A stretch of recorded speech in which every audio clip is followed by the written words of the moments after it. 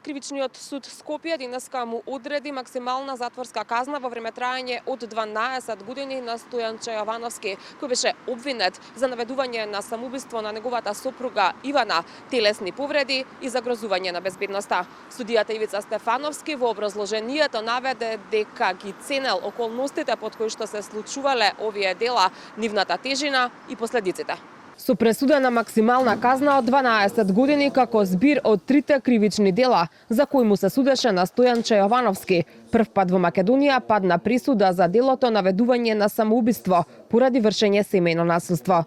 Процесот го водеше судијата Ивица Стефановски, кој пред да ја соопшти пресудата, рече дека овој случај влијаел врз свеста за сериозноста на семејното насилство и потребата од превенција за жртвите.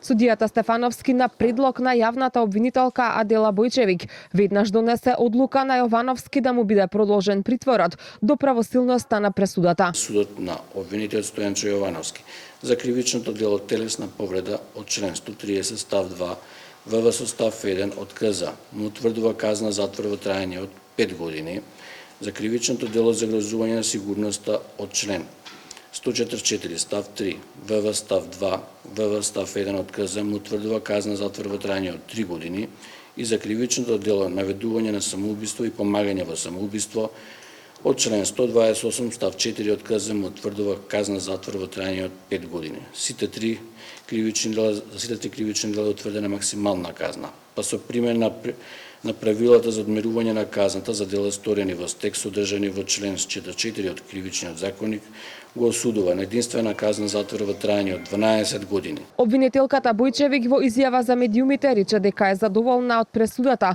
и дека судот изрекол максимални казни за сите три кривични дела, но напомена дека казнината политика треба да е и построга. Доби максимална казна за сите три кривични дела и му беше изречена единствена казна од 12 години затвор, бидејќи согласно закон единствената казна не може да биде збирот од казните за сите три кривични дела. Би требало да биде предмет на една поширока анализа од страна на правните експерти, изготвувачи на закон во насока на построга казнена политика и подобрување на казнената политика, бидејќи не може за едно семејно насилство каде што има телесна повреда да е предвидена казна затвор до 5 години, а каде што имаме смртна последица, исто така да е предвидена казна затвор од 5 години. И адвокатката на семејството на Ивана Неда Чаловска е задоволна од пресудата, во која, како што рече, прв пат во Македонија се изрекува казна за наведување самоубиство при вршење семејно насилство. Ова е голем чекор